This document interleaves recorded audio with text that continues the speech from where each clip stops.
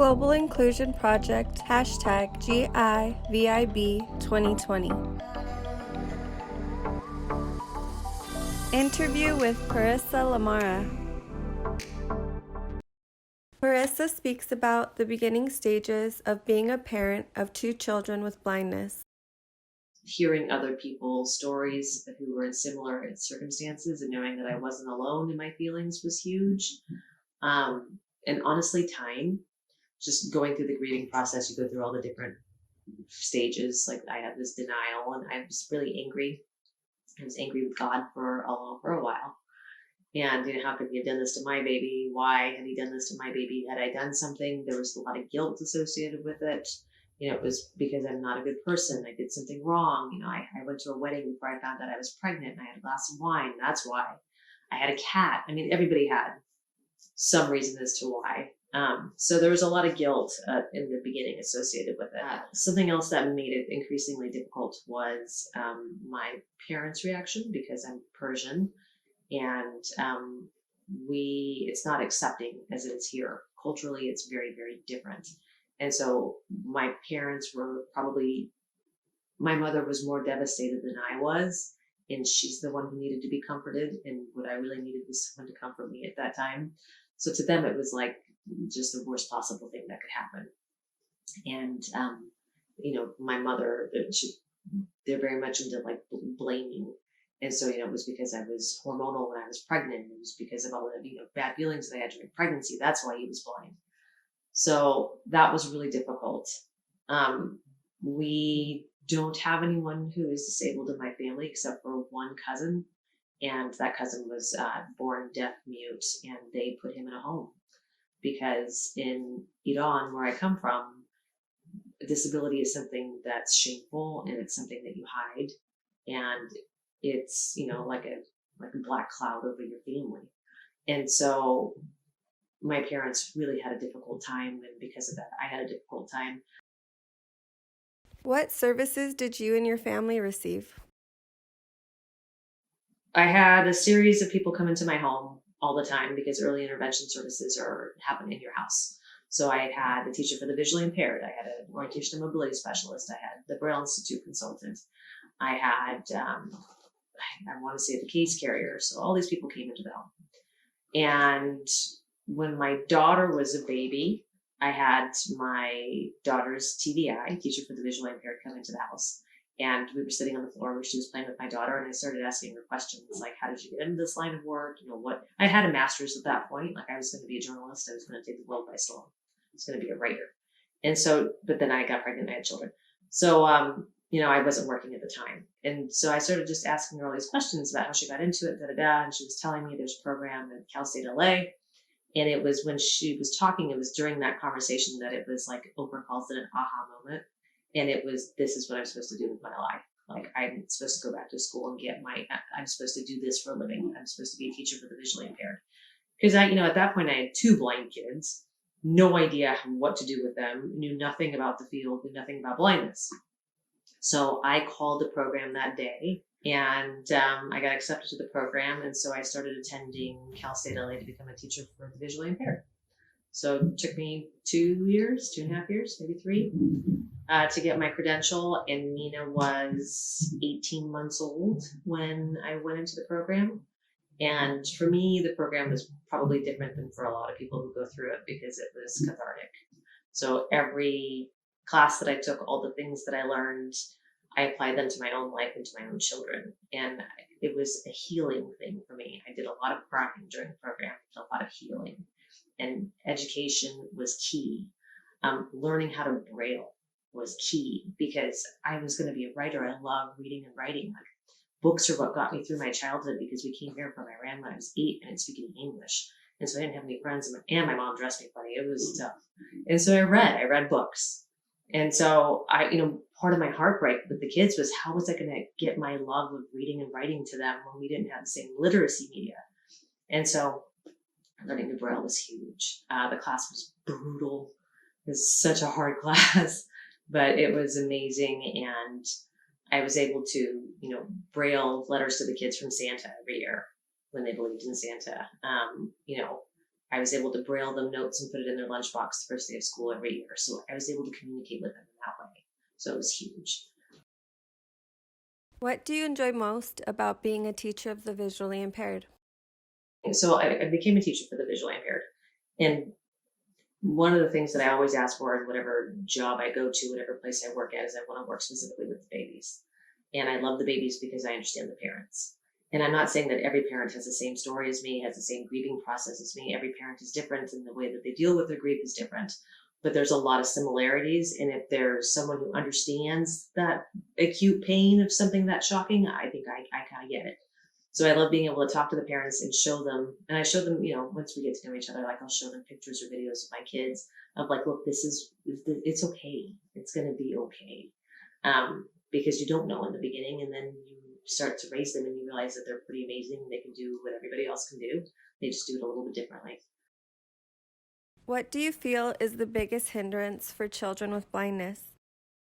Uh, the greatest hindrance to having a child who can't see, I think, is the parent sometimes because we get in their way. Mm-hmm. You have to instill the belief that they can do anything. And no matter how hard it is, you have to ask them to do it. And no matter how long it takes, because anyone who's got a VI kid knows things take a lot longer.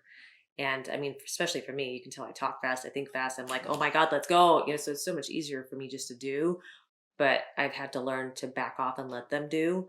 And it's not going to be perfect. Like, it's not going to be to my standards. I want the corners just right when you make it's not going to be like that maybe, but you have to teach them to do for themselves, and you have to get out of their way, and you have to let them fail and let them fall and let them get up. You can't wrap them in a bubble, and you have to treat them like any other kid and give them a hug, when they fall, but push them to do more. What do you feel children with blindness struggle the most? Let me say that the hardest part for me that I've seen with the kids is socialization. Um, Having friends, making friends, being able to maintain friendships is really, it's so much more of a challenge for our kids than it is for other kids. Especially when their little kids are running around and your kid who can't see can't run around and join. And if they can see a little bit, if the child goes further than, if their friend goes further than 3 feet away, they're gone. And so you can't go chase them down, which is really difficult. And, kids in general are just kind of shy, and they rely a lot on eye contact or on gestures and not necessarily with their words. It's difficult for them to make friends. And so I know that we believe in mainstreaming, and we believe in integrating, and we believe in the least restrictive environment. I don't agree with it. I don't think what we offer the kids in most districts around here is the itinerant model. It's what I do for a living. I'm an itinerant teacher for the visually impaired. I go in, for 45 minutes to an hour, maybe 3 to 4 times a week for a kid who's a Braille student. And it's honestly a disservice. I think that our kids need so much more direct instruction on literally everything, including how to smile for a picture. There's so much more that they need that we're not able to give them, that they're not getting in just a general education classroom or even in an SDC class. I think there needs to be more VI resource rooms with trained, credentialed teachers for the visually impaired who know how to work with our students. And I think that they need to be around other kids with visual impairments because they speak the same language and they just get each other. They have the same technology. And, I'm very blessed because I have a strong parent support group. I'm in the field. I know a lot of families. I teach at Cal State LA. So I know a lot of other moms who've got kids with visual impairments in particular. And so we hang out and the kids hang out. And my daughter's best friend is blind. My son's good friends are kids he met at CSB who are visually impaired or blind. So even though they're in general education placement with typical peers, they still navigate towards the kids who are more like them. So I think it's a giant disservice that there's not enough VI resource rooms because we're not giving them an opportunity to get the specialized instruction that they need. Because as an itinerant, I simply, with a caseload of however many students spread across so many different districts, I don't have the time to give these kids what they need, and they need more than a sighted kid does. it's going to take them a lot longer to get the same information. Even if they're perfectly mentally capable, then it's going to a sighted student for a while. And so, yeah, I think there needs to be a lot more resources for them in that way. I think that general education teachers need to be better trained on how to work with the visually impaired student. A lot of them don't get it. And like, they're used to teaching a certain way. They up in front at the board, like on the whiteboard, they're writing and they're over here and over there and look at this and this over here. Well, the student who's visually impaired in the back isn't getting any of that information. So I have a student right now who's blind. I push in high school. He's a junior. So I push into math with him. He takes algebra right now and I take algebra with him. And we just got demoted from Algebra 2 because he was struggling and it was not good. So we went back to Algebra 1. So we had a new teacher. So I had to go train the new teacher on, you're going to have a student who's visually impaired. Can you please just be more descriptive? And she was right back up on the board over here and this over there and that. So it's a lot. And, it's imperative for us to get the materials for our students in a timely manner so we can turn it around and braille it and get it back to our students. So our kid who's got his materials in braille at the same time as the other students when the teacher is teaching the material, so they have half a chance of being able to keep up.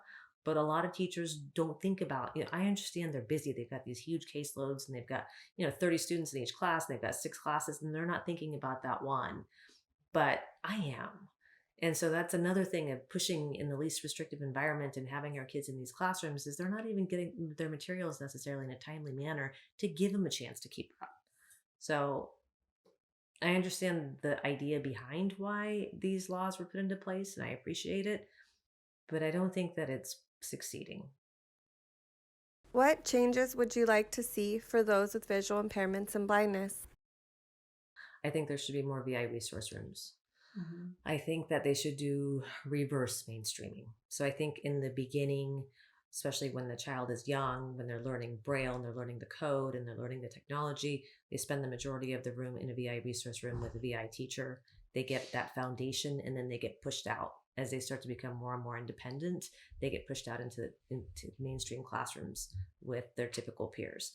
But I just think there needs to be VI resource rooms at every step of the way. Like I think elementary, junior high, and high school. Mm-hmm. Like there needs to be a hub on every campus for the student to be able to go for a duration of the day. And if it's needed more, then they should be able to receive more service. They should have a place where they can go to and they can print their materials and they have access to a TVI and an O&M and hopefully at least 1 or 2 other VI kids. Do you have an idea of how we can make those changes? I don't know what to do with that. I can just tell you that I'm doing my best to raise my children and to be as good of a mom as I can be and as good of a teacher as I can be. And I'm not the best TVI, but I have a lot of heart. So that's where I'm trying to do my best.